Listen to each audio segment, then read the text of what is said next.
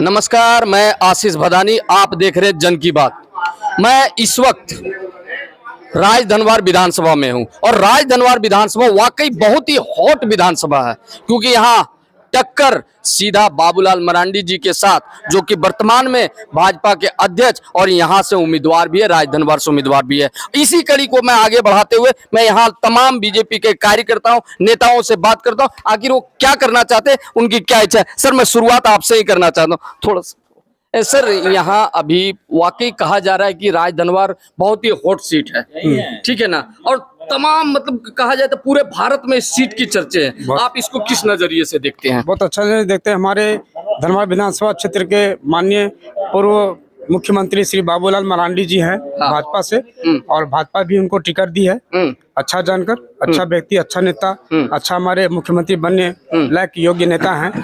और हम लोग सब राजधनवार की जनता, पूरे धनवार विधानसभा की जनता, हम लोग चाहते हैं कि हमारे झारखंड में नए मुख्यमंत्री श्री बाबूलाल मरांडी जी बने। उनके भाजपा कार्यकाल में बहुत सारे काम हुए हमारे मतलब जहां तक हमारे सूत्रों के अनुसार से पता लग रहा है कि राजधनवार पूरे भारत में हॉट सीट बन गया। झारखंड की अलग पूछिए, लेकिन सर इसको किस नजरिए से देख रहे हैं आप? मुख्यमंत्री के लिए चुनाव करेंगे या विधायक के लिए चुनाव करेंगे? देखिए, राजधनवार की जनता, इस बार मौका है कि राजधनवार की जनता पूरे झारखंड का नेतृत्व करेगा। और निश्चित रूप से हम कह सकते हैं कि पिछले 5 सालों से बाबूलाल मरांडी जी यहाँ विधायक हैं, और उसके पहले भी बाबूलाल मरांडी जी जब मुख्यमंत्री थे उस समय यहाँ से ना विधायक थे ना सांसद थे। तो उनके कामों को देख करके यहाँ की जनता ने उसके काम पे मोहर लगाई है और उनके काम को देखा है। इसलिए राजधनवार की जनता ने ठाना है कि आप पूरे झारखंड घूमिए, यहाँ का चुनाव हम लोग लड़ेंगे। ये जो 3.5 करोड़ जो झारखंड में जो आबादी है, हमारी जनता है, उसका नेतृत्व ये अवसर है कि झारखंड विधानसभा की जनता करेगी। अच्छा सर, यहाँ है उनके बारे में भी कुछ चर्चा, जो कि कांग्रेस के लीडर रहे हैं उनके तरफ से, इसको आप किस नजरिए से देखते हैं सर? देखिए, बहुत शर्म की बात है और आपत्तिजनक बात है। अभी तक हेमंत सोरेन जी को चाहिए था कि मंत्रिमंडल से सबसे पहले इरफान अंसारी जी को बर्खास्त करना चाहिए था और पूरे झारखंड की जनता से माफी मांगना चाहिए था। ये बहुत बड़ा महिलाओं का अपमान है। और हेमंत सोरेन जी को आज क्या हो गया समझ में नहीं आता है। उनके घर की राजनीति एक अलग चीज है, राजनीति अलग जगह है, लेकिन उनके घर में मां समान भाभी का अपमान हुआ है और वो चुपचाप है। आप समझ सकते हैं कि झारखंड को किस ओर ले जाना चाहते हैं। तो जनता इस मामले में, जैसे रिजेक्टेड माल शब्द का प्रयोग किया गया, तो क्या जनता इस बार रिजेक्ट कांग्रेस जेएमएम के नेताओं को करेगी? निश्चित इस बार जो इंडी गठबंधन, इंडी अलायंस का जो सरकार है, उसको झारखंड की जनता रिजेक्ट करेगी। ये मैं पूरे विश्वास के साथ कर सकता हूं, और इसी बौखलाहट का ये नतीजा है कि ये उलुल जुलुल बयान दे रहे हैं। ये बौखलाहट का नतीजा। सर, धनवार विधानसभा में मैं मौजूद हूँ, इसमें आपकी क्या प्रतिक्रिया रहेगी सर? परिचय के साथ बताइए। हमारा नाम पट्टी से बोल रहे हैं, और इस बार जो बाबूलाल जी हम लोग के बीच आ रहे हैं, बहुत स्वेच्छा पूर्वक राजधनवार के लोगों में उत्साह, जागरूक जगा हुआ है कि बाबूलाल जी मुख्यमंत्री के रूप में हमारे झारखंड में रहे। और अच्छा, विपक्ष के नेता जो तमाम तरह के उल जलूल बयान जो दे रहे हैं, इसको आप किस नजरिए से देखते हैं? वो तो इधर उधर की बात को टाल मटोल करना, यह करना, वो तो हताशा में ठीक है। काफी हॉट सीट बना हुआ है। चर्चा सीधे अभी वर्तमान के मुख्यमंत्री की भी यहीं पर है, निगाहें हैं, निशाना भी है। इसको सर किस नजरिए से देखेंगे? परिचय के साथ बताइएगा सर। मेरा नाम नंदलाल साहब है, राजधनवार के हम निवासी हैं और भारतीय जनता पार्टी का एक कार्यकर्ता है। पिछले 45-50 साल से हम राजनीति कर रहे हैं।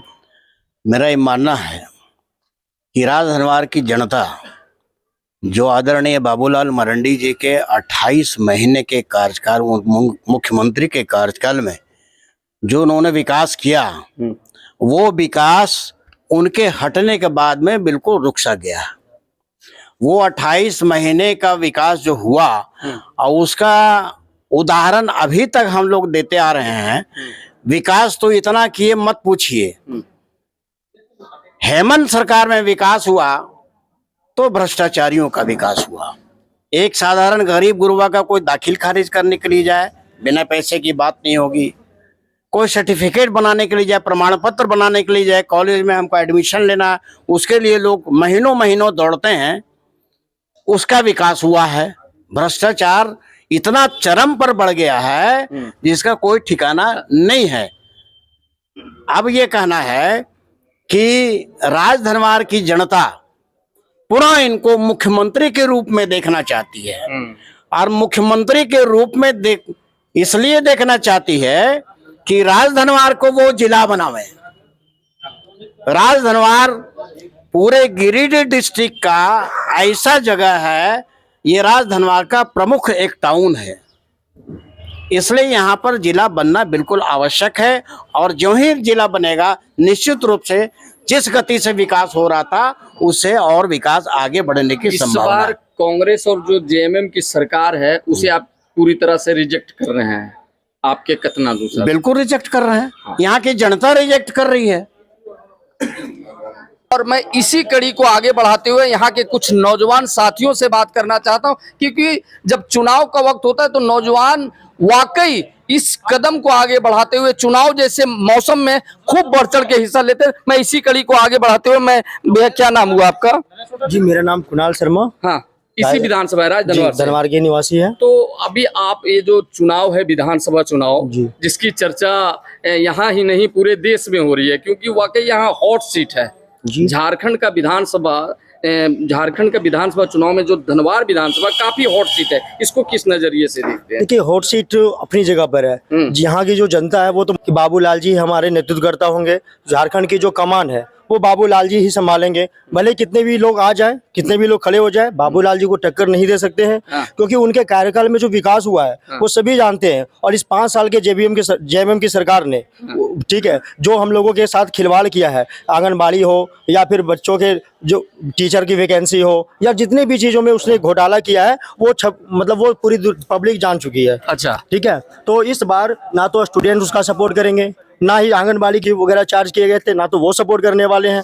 तो उनकी इस सरकार में कोई भी खुश नहीं है। सभी लोग उनका जमकर विरोध शुरू से ही करते आ रहे हैं। इसी बीच में जेल भी जाना पड़ा था घोटाले के मामले में, लेकिन किसी तरह से वो बाहर आए हैं और फिर से चुनावी प्रक्रिया में जुड़ गए हैं। बट जनता अब उनको सिरे से नकार चुकी है। रोजगार आपका मुद्दा रहेगा। मेरा सबसे बड़ा मुद्दा रोजगार है। इसी प्रदीप कुमार हुआ, और हमारी पत्नी जो है प्रियंका यादव, वो महिला मोर्चा के अध्यक्षा भी है।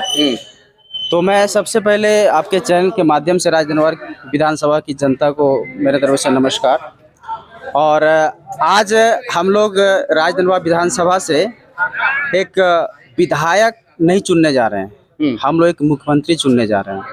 इसलिए हम सबों को एक अच्छे मुख्यमंत्री को चुनना है, क्योंकि हमने इनका कार्यकाल को देखा है।